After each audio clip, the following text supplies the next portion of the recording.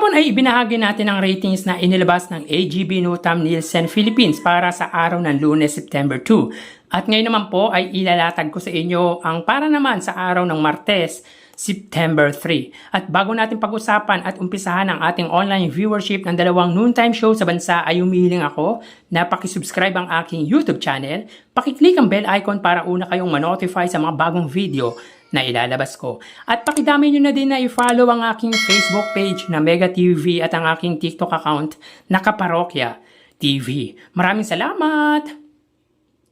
So yun nga mga kaparokya, muling nakabalik sa average ratings ang noontime show ng ABS-CBN after how many days na naglaro. Ang ratings nito sa 6% to 7%. At nitong ang Lunes sa unang araw ng kanilang bagong segment na Kalokalike Phase 4 na pinalit sa Especially For You ay muli nitong nakamtan ang mataas na ratings. Di lang actually ratings, kundi pati na din yung views online sa main YouTube channel nito dahil umabot sa 115,000 ang views nitong nagdaang Lunes. So good news talaga para sa It's Showtime at even sa GMA Network dahil namit uli nito ang 6% TV ratings average. Ang Itbulaga naman ay consistent sa ratings na nakukuha dahil mulat sa pool.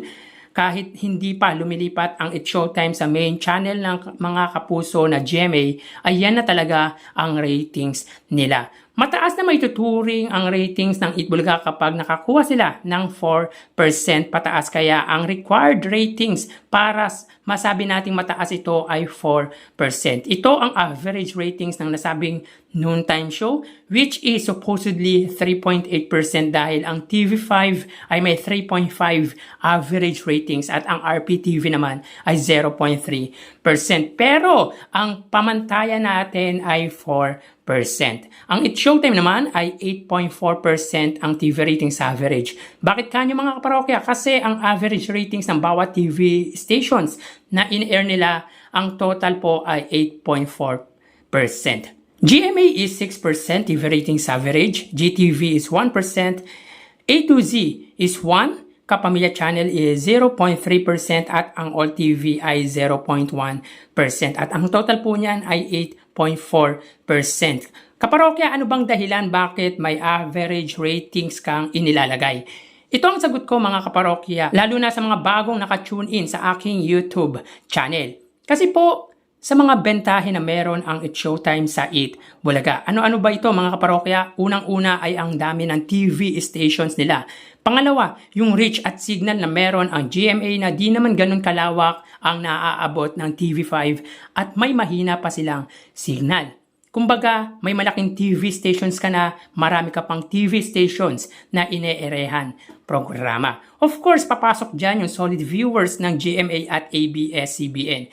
It's Showtime produced by ABS-CBN at talagang matagal na programa ng ABS-CBN sa pananghalian ang Madlang People Noontime Show. Kahit may franchise pa ito noon.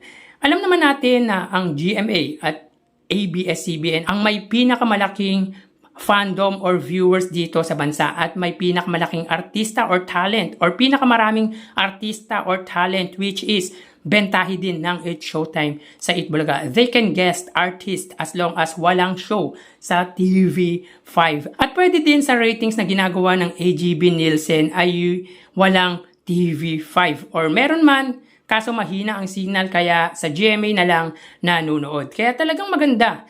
Dati ang single channel lang na GMA at ABS-CBN, parehas malakas na TV stations. Ngayon parang lumaban or inilaban mo ang Asian countries sa USA pagdating sa basketball. Anyway, quick recap tayo sa ratings for Monday, September 2.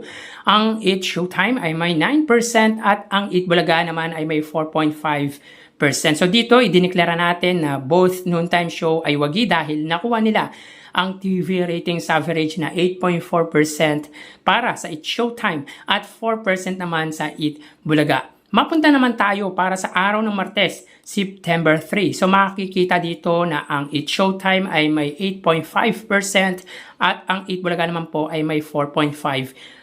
So dito ay nabawasan ng 0.5% ang It's Showtime mula sa ratings na nakuha nila nitong Lunes na 9% at same pa din para sa Itbulaga Dahil both noontime show got their TV ratings average ay wagi po silang parehas. Wala pong talo. So dito ang GMA ay may 5.8%, ang GTV ay may 1%, ang A to Z ay may 1.3%, ang Kapamilya Channel ay may 0.3% at ang All TV ay may 0.1%. So dito tanging ang GMA lang ang hindi nakamit ng kanilang average ratings na 6%. Sa panig naman ng Eat Bulaga, ang TV5 ay may 4.1% at ang RPTV ay may 0.4%. So kung titignan natin ang pagitan ng main TV stations, angat lamang ng 1.7% ang GMA sa TV5. So from 2% going down to 1.7%. Sa mga bagong nakatune in lang sa atin mga kaparokya, ang pinakamababang inilamang ng GMA sa TV5 ay 0.4%.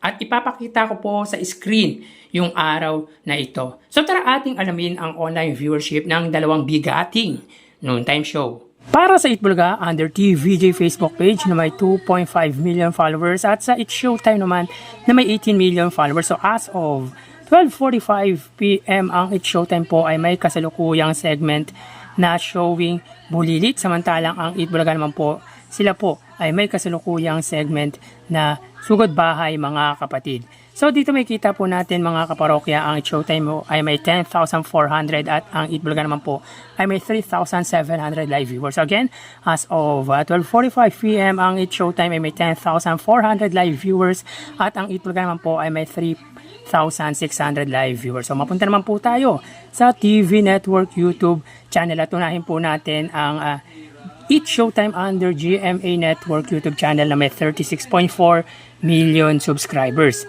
At para naman po sa Eat Bulaga, under po yan sa TV5 Philippines na may kasalukuyang subscribers na 2 million subscribers. So hanapin po muna natin mga kaparokya. So as of 12:46 PM ang It's Showtime under GMA, sila po ay may 16,000 viewers. Ang Eat Bulaga naman po under TV5, sila may 35,000 live viewers. So again, as of 12:46 PM ang It's Showtime under GMA, sila ay may 16,000 viewers at ang Eat Bulaga naman po under TV5 ay may 36,000 live viewers. Mapunta naman po tayo sa main YouTube channel ng dalawang noontime show. Para po sa It's Showtime under ABS-CBN, It's Showtime na may 2.36 million subscribers at sa Eat Bulaga naman po under Eat Bulaga TVJ YouTube channel na may 1.1 million subscribers. So as of 12:47 PM ang It's Showtime, sila po ay may 77,000 viewers at ang Eat Bulaga naman po ay may 57,000 viewers. So again, as of 12:47 PM ang It's Showtime, sila ay may 77,000 at ang Eat Bulaga naman po sila ay may 58,000 viewers. So bali ang total na nakuha ng dalawang noontime show ay mga kaparokya, bago natin bigyan total live viewers ng dalawang noontime show ay humihiling ako sa inyo na pakisubscribe ang aking YouTube channel. Pakiclick ang bell icon para una kayong manotify sa mga bagong video na ilalabas ko. At pakidami nyo na din na i-follow ang aking Facebook page na Mega TV at ang aking TikTok account na Kaparokya TV. Maraming salamat! So bali ang total na nakuha ng It's Showtime ay 103,000 viewers. 10,000 para sa kanilang Facebook Live, 16,000 para sa TV Network YouTube channel at 77,000 sa kanilang main YouTube channel. Ang Eat Bulaga naman po ay may total na 97,000 viewers. 3,000 para sa kanilang Facebook Live, 36,000 sa TV Network YouTube channel at 58,000 naman po para sa kanilang main YouTube channel. So again, ang It's Showtime ay may 103,000 viewers at ang Eat Bulaga naman po ay may 97,000 live viewers. So yun po lumalabas sa kanilang online viewership as of 12:49 PM. At mamaya ho magbabalik pa po tayo sa ikalawang bahagi ng ating online views update ng dalawang noontime show. Magpapaalam po muna pansamantala. Mag-ingat po tayo mga parokya. Thank you and God bless.